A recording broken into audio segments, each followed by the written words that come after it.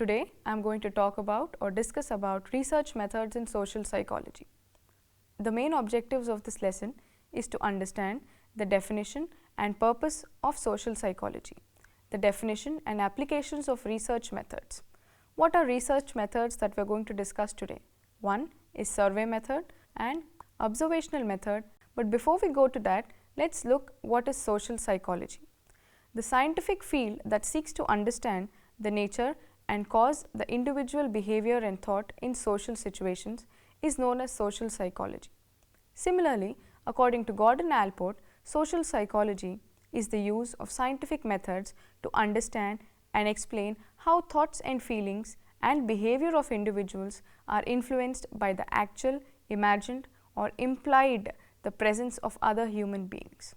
It is not just about social influences on an individual, but also the social perception and interaction that happens. A systematic study of social perception and interactions using a set of values and several methods that can be used to get information from evaluation or further analysis. This information or data must be collected. It should be accurate and error-free. It should be objective in nature, that is free of any kind of bias. Data should be easily verifiable. The examiner must be able to accept or reject the views based on the accuracy of the data. Now, social psychological scientific research, it talks about social psychological research methods that allow psychologists to get a better look at what causes people to engage in certain behaviors in social situations. To empirically study social behavior, psychologists rely on several different scientific methods to research social psychology topics. These methods allow researchers to test hypotheses and theories and look for relationships between different variables. As psychology is a science, researchers use scientific methods to understand the nature and concept of learning and behavior. They use various methods to collect and analyze data to reach a concrete conclusion. But behavior is a complex subject to quantify, and with the help of assumptions about nature, the study can be a more regulated and consistent system. Now let's look at the types of research methods. Social psychologists use the data collected to research undertaken to understand the nature of social behavior and social thought, making it scientific. While focusing on individual behavior, causes and thoughts of such behavior in social settings, it studies these changes through various methods, scientific methods. The most fundamental way of dividing research is either into pure or basic research and applied research. A fundamental research is a formal and systematic process where the researchers aim to develop a theory, a model by identifying all the important variables in a situation and by discovering broad generalizations and principles about these variables. It uses a careful sample so that its conclusions can be generalized beyond the immediate situation. Applied research, on the other hand, applies the model theory developed through the fundamental research, but its main purpose is to test the theses. Depending upon the nature of research, it can be classified into experimental and non-experimental research. Experimental research, here the independent variable can be manipulated. Laboratory experiments, we have field experiments, non-experimental research where the independent variable cannot be manipulated. Then we have field studies, ex post facto study, survey research, content analysis, case study, ethnographic studies, correlational research, systematic observation. Under these, let's study about one method each. Let's consider the survey method. The word survey is derived from sur and veer, which means over and see respectively. The term survey is used as a method of investigation by direct observation of a phenomenon or getting information through an interview or questionnaire method to collect data. Herman and Morse defines it as a method of analysis in scientific and orderly form for the defined purpose of a given social situation activities. A social survey draws the characteristic features of addressing a burning social issue and moves towards a constructive program of social research. It is designed to study the relation of some aspects of human life. It helps the scientist by forming a basis for further research. It describes the phenomena to a scientist in a descriptive way by providing large amounts of information, which can later help in hypothesis formation. The survey method also explains the determinants along with the description, which can be further divided into demographic features, social conditions, opinions, and attitudes. Now, what are the different types of survey? A general or a specific survey, a regular or ad hoc survey, preliminary and final survey, we have a consensus, and sample survey. What is general survey? It concerns collecting general information about population, institution, or phenomena without any specific objective or hypothesis, generally taken up by the government to keep the data updated on many socio-economic problems. For example, a census of population conducted once in a decade. What is specific survey? A specific survey collects information as suggests that is deemed fit for the question that has been chosen. For example, a marketing survey on a particular issue, on people's attitude about the use of television. Regular survey. It is conducted periodically or at regular intervals. It has a permanent machinery to collect information, and it has to be set up. Mainly used in the economic survey and also in understanding the credit system used in rural India, conducted annually by the RBI. Ad hoc survey. They are conducted only once and are taken up to address a single issue at a specific time point. Preliminary versus final survey. Preliminary surveys are generally conducted before taking up a wider sample. To further improve the tool based on the received data, it can also be called as a pilot study. The data collected from the final improvised tool can be called as the final survey. Census versus a sample survey. A census survey collects data from all the members of population for several issues. A sample survey collects data from a few samples of the population, which can be either general or specific. A sample survey saves time and money in comparison to the census survey if and only if the samples truly represent the population. Now, the methods of study. In selecting a particular method for a survey, the surveyor must consider the suitability and have a good knowledge of it. The unit of data collection or unit of the universe must be clearly defined for inquiry before taking to the task of data collection. However, defining the units must be done based on the following criterion. First, nature, scope, and object of inquiry. This constitutes the most important factor affecting the choice of a particular method. The method selected should be such that it suits the type of inquiry that is to be conducted by the researcher. The factor is also important in deciding whether the data already available or secondary data are to be used, or the data not yet available or primary data are to be collected. Availability of funds.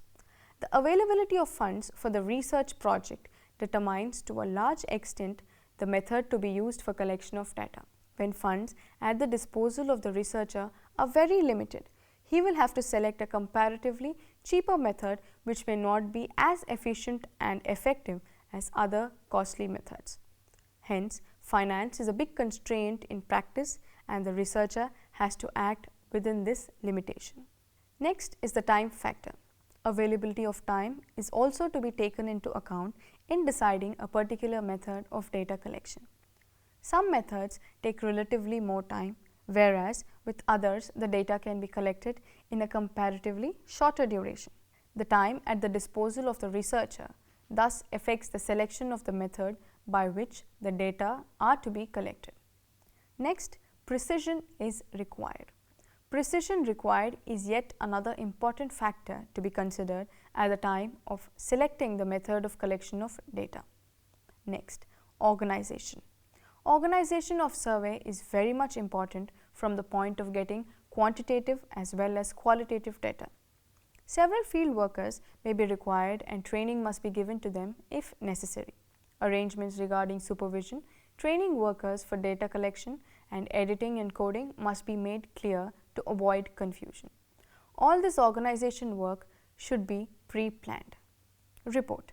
After the data has been classified and analyzed, the next step of a survey is to draft the report to whom it meant for, and the style of presentation must be of the appropriate format. In a survey, we must take the utmost care and consciousness at each phase of the activity.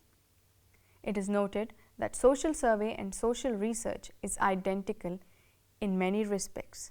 Social phenomena is the area of the investigation used is similar. The other point which is identified in respect of social survey and social research is both are identical and are influenced by each other.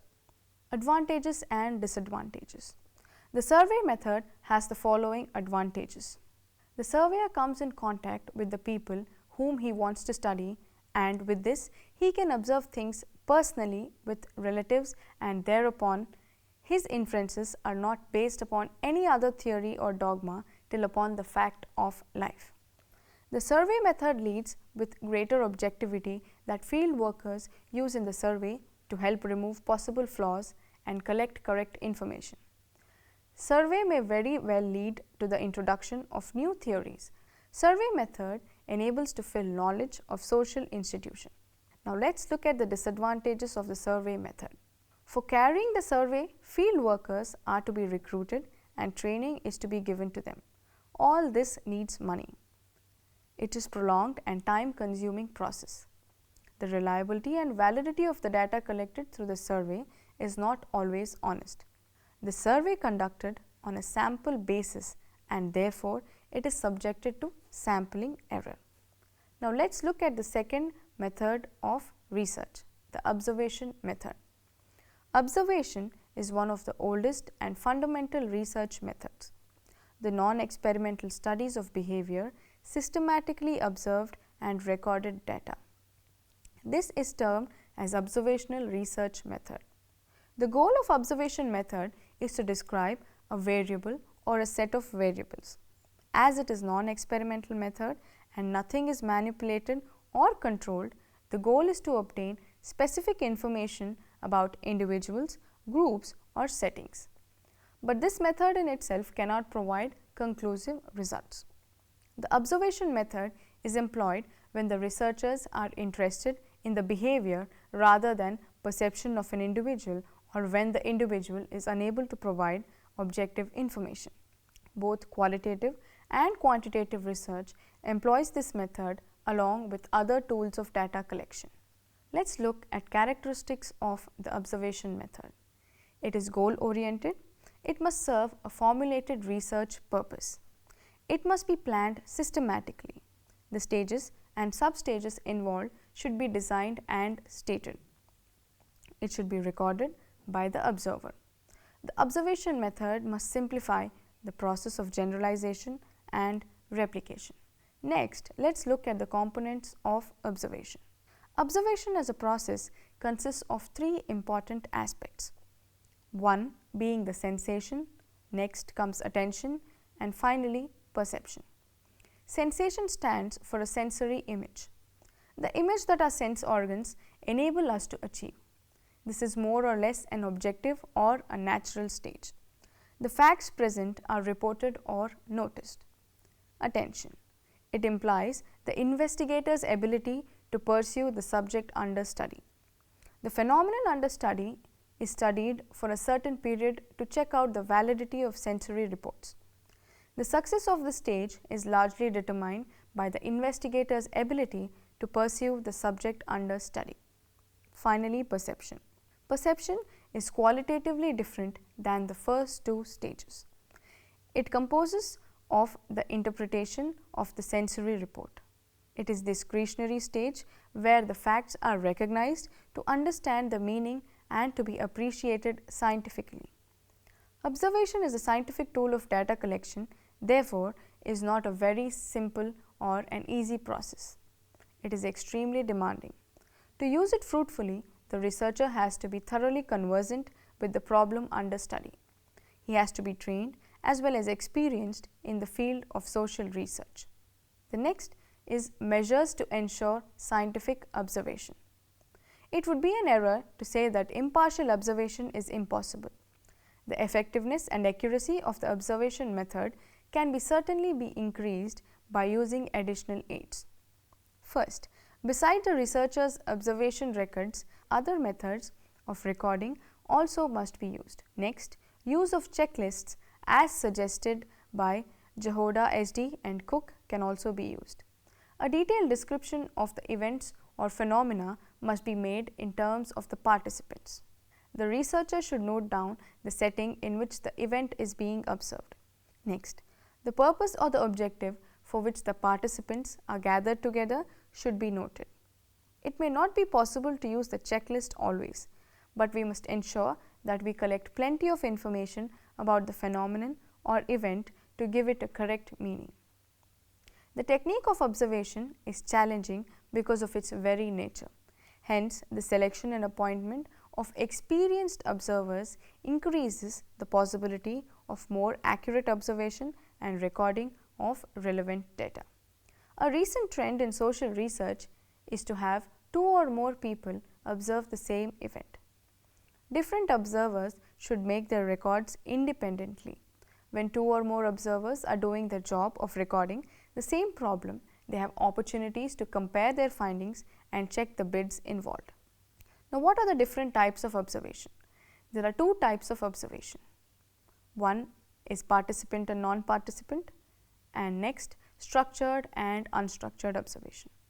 More quantitative observation is referred to as systematic or structured observation, and a more qualitative approach includes naturalistic observation, non-structured observation, and participant observation.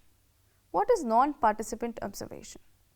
The observer may sometimes be present in the naturalistic observation setting, but there is no or little contact or interaction between the observer and the participant. This method is employed to primarily collect data about a social aspect of life. Non-participant observation is employed for several reasons. They are first being no access to the participant, reducing the chances of participant observation. Next, while trying to understand the social phenomenon of spontaneous nature such as unrest or protest, to observe these changes in behavior, a video recording or audio recording comes in very handy. But sometimes even the help of an insider proves to be helpful in obtaining the relevant data for research. To understand the patterns that emerge from social interactions, the observer may mask his or her identity and use the internet or online portal to understand social behavior. This overt and covert behavior that is exhibited in public and private settings respectively, the observer has a different set of ethical issues to face. One is to collect data without being intrusive and to continue to use ethical measures for procuring data. Now, let us look at the limitations of non-participant observation. Here, the researcher observes only those activities that are visible or apparent. People generally feel more suspicious of a person who stands at a distance as a supervisor than a person who intermingles with them as an associate. On the whole, a non-participant type of observation is quite popular in social science. Let's look at participant observation. Participant observation allows the researcher to collect data for a better understanding of a situation and about the people who live experiences of the situation. This is done by the researcher by being a part of the experience and by observing the events in their natural settings. Participant observation is appropriate for studying the social phenomenon that we know very little about. Participant observation allows us to understand the real world meanings and paving the way to understand the way of life of others. Document analysis, informal interview, and physical features of the same setting and direct observations of human behavior characterize the design involving participant observation. Raymond Gold describes the observer's role to be wearing along a continuum of participation ranging from complete observer to participant observer and observer as a participant to being a complete participant. The observer, to maintain his role and to be unobtrusive, writes down the observation at the end of the day on tiles and as a field notes. Participant observation has a detailed engagement with events to obtain large amounts of information that is more detailed and accurate. But one must be careful of his or her presence, as it may cause trust issues to the participants. Limitations of participant observation. Limitations are: affiliation with the group can also make the researcher biased or partial towards a particular subgroup, therefore hammering scientific accuracy. The greater the degree of participation, the observer is likely to develop a close relationship with other members of the group. The scope of the observer to study the phenomenon fully is limited. Recording the observed facts is the most difficult part of the research. Now let's get to the next method of observation, systematic or structured observation method. In this method, a set of predefined rules and procedures is established before data is collected. The purpose of the study defines the rules or procedures of data collection. It is a type of non-participant observation where there is no interaction between participant and observer. It is quantitative in nature, hence it is called systematic observation. This method uses observation schedules or checklists to record data according to the predefined set of values or criteria. This ensures consistency in data collection. It insists on factual measures than those requiring judgments or interpretations. The observations collected in rural times have a temporal dimension and provide information about duration, frequency, and sequence of events. Training and monitoring of observers and presenting of variables, including testing of the inter-observer argument, is done to ensure reliability of data. Replication and generalization is possible due to the potential to yield data with high validity. The rigorous quantitative nature allows for comparison over two sites given the same schedules and coding schemes are used. Both laboratory and natural settings are appropriate for collecting data that is not readily, for example, actions of very young people, that is not readily available. It is a combination of systematic observation along with interview schedules that allow the researcher to compare what they actually do.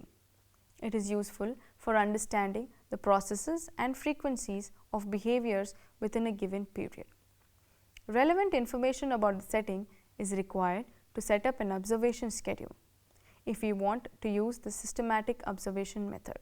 Highly trained and skilled observers are required to undertake the systematic observation method and to execute it successfully. Now this was about the systematic observation method. Let's look at the uncontrolled observation. The uncontrolled observation is the observation being studied in a natural surrounding and activities that are performed in their usual course without any influence or guidance from any external force. This is known as uncontrolled observation. In this case, the observer visits the place of occurrence of a phenomenon to observe. He does not take part in any of the activities. Thus, it is also unstructured. It is holistic and unfocused. This allows the researcher to decide the theme of observation later on. This method records reports in a narrative style about the observations that are relevant to the research question. It is not constrained by a checklist or coding schemas, rather is accumulating knowledge with the help of the observer and the participant. It is also characterized by emergent design, as it recognizes that experience gaining can change our views on observation. Most of the social phenomena are observed and studied in this fashion. The scope of this method is certainly wider. Most of the social situations cannot be put to a thought in a laboratory type of study.